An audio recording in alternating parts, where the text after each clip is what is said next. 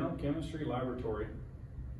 Our experiment for this week is nuclear chemistry, and so we're going to look at some radioactive materials, which are naturally occurring compounds, and we're going to observe the properties of those, and then we're going to learn about safe handling of nuclear material, and then learn about the ability of certain materials to actually block radiation. So I'll ask you to build a storage device appropriate for a certain type of radioactivity.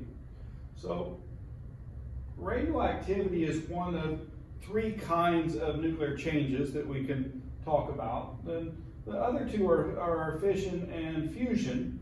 And so those things occur where one thing breaks into smaller material, fission or fusion, where small particles combine to make larger particles.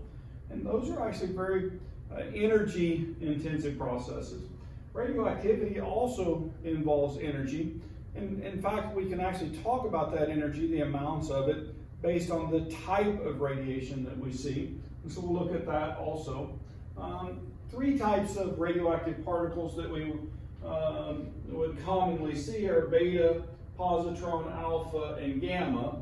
And so the beta is basically the size of an electron, same charge, and no or very, very small mass. Positron is like an electron in size, but it's actually positively charged. And then we have alpha particles, which are the size of a helium isotope of 4 mass number in terms of size. And then gamma, which is actually very high energy, but no mass or charge. And so these are the 4 types of nuclear particles that we're going to look at in this experiment.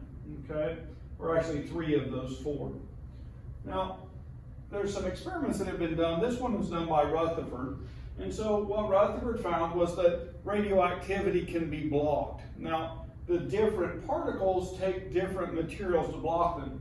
An alpha particle, for example, if it's traveling at you and there's more than 10 centimeters of air, then it most likely won't make it to you. Or if I have a piece of paper, I can block that.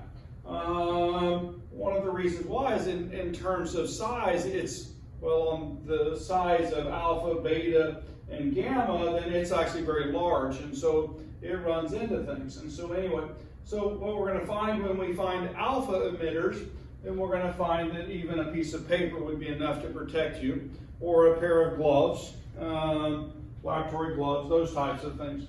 But when I move to things that produce beta rays, then those can actually go much farther in terms of penetrating the air and through thicker materials. So the beta will pass right through a piece of paper, but half a centimeter of lead is enough to stop that. Now the gammas, which are no mass but very high energy, then they'll actually pass right through the 0.5 centimeters of lead, and they take about 10 centimeters of lead to fully stop that particle.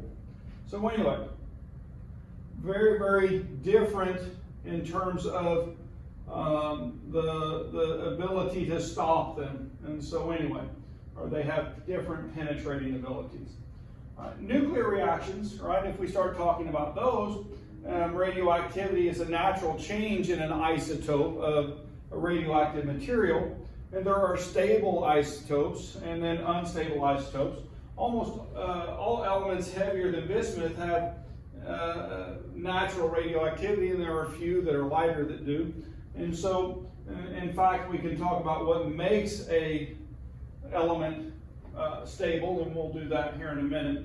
But anyway, when we go back to the particles, alpha emitters, for example, radium-226, uranium-238, they're both alpha emitters. And if we look at that, if I actually emit an alpha particle, then my mass for the radium goes from 226 to 222, and I get the new element radon, which is because I lost 2 protons out of the nucleus. If I'm looking at the uranium-238, I end up as a thorium-234, 4 off of the mass and 2 protons, and so I go from uranium to thorium. Other emissions that can occur are beta emissions, and so, for example, uranium-235 undergoes a beta emission, so that's my beta particle, to make Neptunium-235. And so still has the same mass because the beta particle is massless. And then the last one is gamma, all right?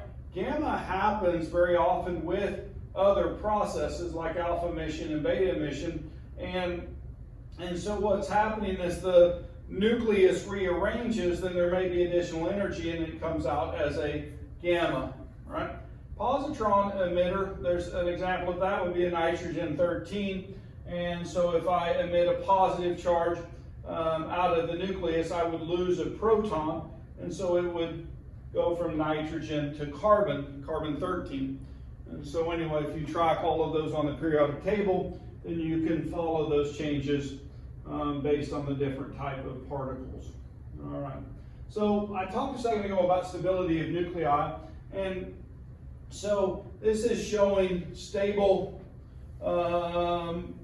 even number of protons to neutrons, and then this is showing the elements where beta emission occurs on this side, positron emission or electron capture occurs on this side.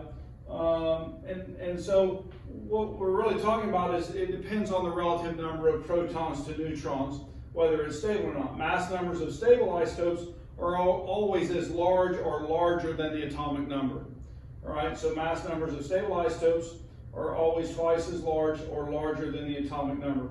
And so anyway, beta isotopes occur when we have too many neutrons, and positron emission can occur when we have too few neutrons. And so those are conditions which set up to make those radioactive particles come out. So anyway, when we're talking about this radiation, then we can start talking about activity. And that's actually one of the ways that we measure radiation. Activity is disintegrations per unit time. And one of the terms we use for that is Curies. And it is a measurement of how much radioactivity is in a sample. And then we also start talking about that in terms of half-lives. And so if I start talking about, if I started out with 20 milligrams of a material and I looked at one half-life, I would have 10 milligrams of that isotope remaining, and then I would have new nuclei that are forming. And so it's possible that they're also radioactive. But just to talk about one compound, we go 20 milligrams to 10 milligrams to the first half-life, to 5 to the second, and 2.5, and so on.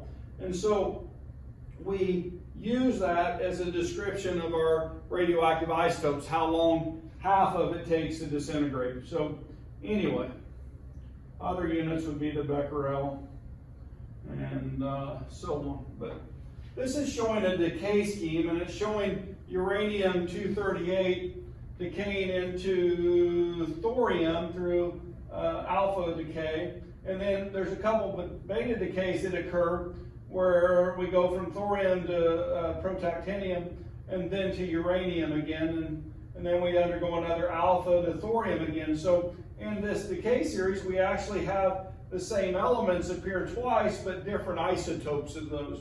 And so anyway, we do another alpha to radium, then to radon, and then to polonium, and then to lead, and then a beta decay to bismuth, and then alpha tellurium, and then we go through lead, bismuth, and polonium again, and then finally we end at lead. And so if I start with uranium-238, which is unstable, ultimately it will decay to here. But some of these half-lives, for example, the lead-210, right? So if I find that lead-210 right here, its half-life is 22 years, but if I look at the half-life of uranium-238, it's 4.5 billion years. So this is not nearly as active as this lead. And then if I look at the thallium-210, then we find that its half-life is only a few minutes. So anyway. All right, artificial nuclear reactions. So it's possible to make things radioactive, and there's different ways to make artificial isotopes. And in modern day we use colliders and those types of things. We can actually hit things with neutron beams and make those form. But Rutherford was the first in this family, and some of the scientists who worked with him, Irene Curie, Juliet, and her husband Frederick, produced the first artificial radioactive isotope. And the transuranium elements, in 1940, McMillan and Abelson produced neptunium. And so anyway, that then decays into plutonium-239. I had the opportunity in graduate school to work in a nuclear reactor, and we looked at some of those elements in a process through neutron activation analysis, which was a really interesting project. But anyway, average exposure to radiation in the US. Yes, we are all exposed to radiation on a daily basis. Most of our radiation actually comes from radon, right? 55% of our radiation exposure comes from a radioactive gas. We get some cosmic, we get terrestrial, and we get internal. You have elements in your body which are radioactive. If you hold a Geiger counter to you, it will go off occasionally. And there's other exposure that we get, which is man-made, okay? And it's about 18% of your exposure. And we get occupational, fallout, those types of things. Consumer products, we can, well, every time we get an X-ray, we get exposed to radiation. And so it makes you, at least you should be aware that each time you get one of those, there's a potential to damage cells and that it could cause some misfunction in your cellular process. And so you don't want to get an X-ray every day, but if you need one for an injury, then the cost benefit is well worth it to find that break or whatever that may be to help correct the issues. This is a picture of nuclear fission, so kind of jumping a little bit to a little different topic. This is showing a neutron coming in and hitting on a 235 uranium isotope. And when it does that, it actually adds that neutron if it's the right velocity energy. And so when it does that, it makes uranium-236. That's a very unstable nuclei. And so then it decays into some other elements, krypton-92 and barium-141, but it also makes more neutrons. And so if I have more uranium-236s, enough mass of those, then these neutrons will run into those other nuclei, and then they excite those nuclei, and they undergo breakdown and produce more neutrons, and it starts what's called a chain reaction. And so those chain reactions can be sustained if I have above the critical mass, and so we continue this reaction, and then those neutrons also run into other things and make more unstable nuclei. And as it decays, well, we can use that for energy. It self-propagates or a bomb, right? And so anyway, and this idea, energy can be made and nuclear reactions can be very useful. Those reactions occur at high temperatures, so we can generate things like power. This is showing the stability of nuclei with different mass. What it shows is that iron-56 is the most stable nuclei. And then going either direction from there, then when we get into things like tritium and deuterium, H with a mass number of 3, hydrogen with a mass number of 3, hydrogen with a mass number of 2, those are actually unstable. But if we look over here at uranium-235 and 238, we see that they're actually fairly stable, but when we make the 236 with the neutron, then that makes it unstable and it falls apart. And so anyway, and decays faster. This is that I was talking about power, and so if I have a nuclear reaction, a chain reaction which I can maintain, then that reaction creates high temperatures, and I have a solution which can take that heat and use that to generate steam. Then I can take the steam to drive a turbine, cool the water back down, pump it back into my steam generator. The steam is at very high pressure, runs my turbine, and so on. And so I can produce that. Now, the interesting thing about this is if I'm burning coal or natural gas, then I have to have a fire to make the steam. And so I have flue gas, which is being made and can contain pollutants and those types of things. When I have nuclear energy, if everything operates as planned, then there's nothing leaving the system. There's no flue gas or those types of things. You would actually see steam coming off a cooling tower on a cold day as the water would condense out, but there are no materials being released into the environment. And so that's one of the reasons people argue that nuclear is a better choice than other ways of producing electricity. And so anyway, now we've also seen where catastrophic failure, for example, at Chernobyl and the USSR occurred, and they lost a reactor containment and contaminated a large area. We almost had one of those at 3 Mile Island in our own country. And then we saw more recently Japan and earthquakes and tsunamis and nuclear materials. And when those all come together, then we can actually have those materials escape into the ocean. So anyway, so there are risks associated with any activity. In these processes, they're using nuclear fission and power generation. But there's a work being done to make nuclear fusion occur that we can control and contain, and very light elements are combined. The problem with it is the temperatures are so high that to have a reaction vessel that will hold it is very difficult. The best way to do that is magnetic fields, but as magnetic fields fluctuate, then sometimes they drop the reaction, and when you drop a reaction that's this high temperature, then, well, it detonates. And so that's a reason why we haven't moved to power with this. We would get a lot more energy and with a lot less radioactivity if we finally figure out how to harness this in a usable fashion. Now, nuclear waste. All right, I'm going to talk about it from 3 types of nuclear waste from that perspective.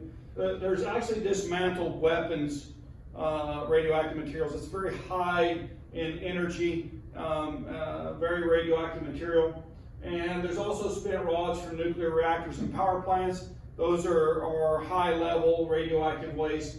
And these are actually easier to deal with than the last one.